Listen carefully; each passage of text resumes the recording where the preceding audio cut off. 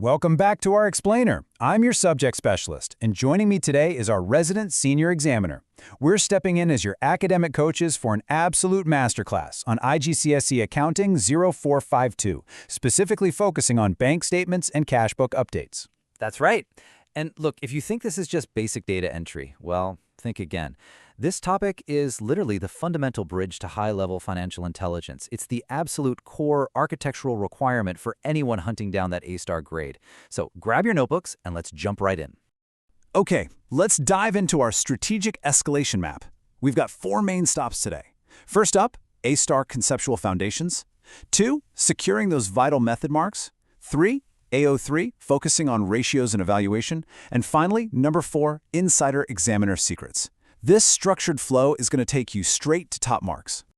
All right, Section 1, A-star conceptual foundations. This is all about mastering the absolute core rules of the game for the 2028 to 2030 syllabus terminology. For the 2028 to 2030 syllabus updates, Cambridge demands international precision. You absolutely must use the term irrecoverable debts instead of the outdated bad debts. Slipping up here, it signals to the examiner that you just aren't prepared. And I can tell you, sitting at the examiner's desk, I am looking for 100% accuracy right out of the gate. Absolutely. And similarly, you need to firmly adopt owner's equity for this new syllabus. Now, you might be wondering, why does this exact precision matter so much in the real world? Well, look at modern industry applications. In automated accounting software like Xero or QuickBooks, this exact classification is what banks and tax authorities look for when running automated audits. The software relies entirely on the integrity of these specific records. So, the crucial point here is the fundamental accounting equation. Assets equal liabilities plus equity. In this module, you must deeply understand the duality of every single transaction. This equation has to be maintained at all times to satisfy the business entity concept. If your updates to the cash book throw this equation out of balance, your entire financial foundation basically crumbles. Alongside that, we have the prudence concept. The rule here is you must anticipate potential losses, but you only recognize profits when they are absolutely certain. Right, and let's debate the cause and effect chain here, because this is exactly where candidates stumble. If you ignore prudence and artificially inflate your profits, the cause and effect chain is a complete disaster.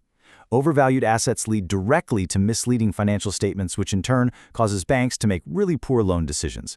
It's a classic trap, and you want to avoid it at all costs. Moving on to Section 2, securing vital method marks. Think of this as the battleground phase, the strategic technical flow. To secure these marks, we use what we call an advanced technical methodology. I want you to memorize this memory hack, the mnemonic SEPT-FIF.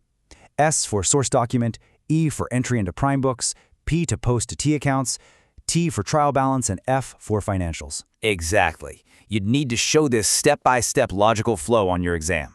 If you document this procedural logic, I can award you vital method marks, even if you make a calculation error and your final balance is completely off. The logical flow is what guarantees those points. Speaking of steps, let's move to T accounts, our gold standard architectural blueprint, and see how this builds. Because this is where I see a massive unforced error all the time. Getting balance brought down, which starts a new period, and balance carried down, which ends the period, completely backwards. It's a fundamental formatting mistake, but it will absolutely derail your trial balance. And you know what else will derail your cash book updates? The mathematical pitfall around discounts.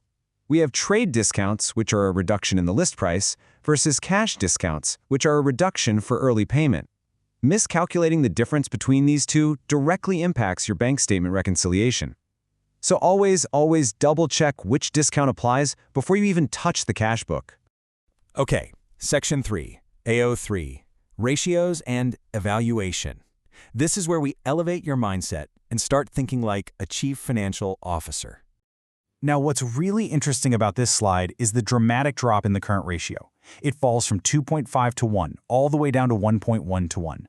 Look, calculating this ratio is just a baseline skill. Anyone can plug numbers into a calculator. But diagnosing what that massive drop actually means for the business's liquidity, that is the true test of an A-star student. For your AO3 practical coursework, you need to document your investigative skills here. You have to ask the high-level questions. Has inventory been overpurchased? Are trade payables being settled way too slowly? Are cash reserves depleted due to massive capital expenditure? Yes, and you must document the hard evidence of these cause and effect chains in your portfolio. High-level interpretation requires you to investigate the why behind the numbers. A sudden drop like that means launching an immediate investigation, no questions asked. This right here is a classic trap set in Paper 2 to test true analytical depth. Comparing a business using the straight-line depreciation method against one using the reducing balance method. Different businesses utilize different accounting policies, making a direct comparison incredibly difficult. As an A-star candidate, you have to look deeper at the real quality of the profit. You literally cannot just take surface-level numbers at face value. And looking deeper also means factoring in non-financial elements. We're talking about things like staff morale, business location, and market reputation. These vital elements are absolutely nowhere to be found in the rigid accounting records, but they are incredibly critical for evaluating a business's long-term sustainability and return on capital employed. Never ignore the human element in your AO3 evaluation. Let's head into Section 4, Insider Examiner Secrets. These are direct warnings straight from the recent examiner reports. Here is a stark warning directly from my desk at the examiner's office. Students often lose marks through poor handwriting in ledger accounts and the failure to distinguish between revenue and capital items. I literally cannot emphasize this enough. If I can't read your ledger, I cannot award you those crucial method marks we talked about earlier. It is just that simple. And regarding the second part of that warning, this brilliantly illustrates the distinct separation you need to make. Daily revenue items, like paying for office coffee, versus long-term capital items, like purchasing a brand new factory. Confusing these two destroys your profitability calculations. Actually, scratch that. It doesn't just destroy the calculations. If you record a capital asset purchase as a revenue expense, you've completely compromised the entire set of financial statements. It's the ultimate trap. So, let's submit your strategy for the 0452 paper with this advanced examiner checklist. First, ensure completely legible ledger handwriting. Second, definitively separate your revenue items from your capital items. Third, always show clear step-by-step logical workings to capture every possible method mark using our CPFTF mnemonic. And finally, track the weightage of the question parts. This is absolutely vital to ensure efficient time management when you're under intense exam pressure. Before we wrap up this explainer, I want to leave you with a pause and think challenge to truly test your newly minted A-star mindset. Think about this. If different depreciation methods and varying accounting policies can obscure a company's real profit, how can banks and tax authorities ever truly rely on financial transparency?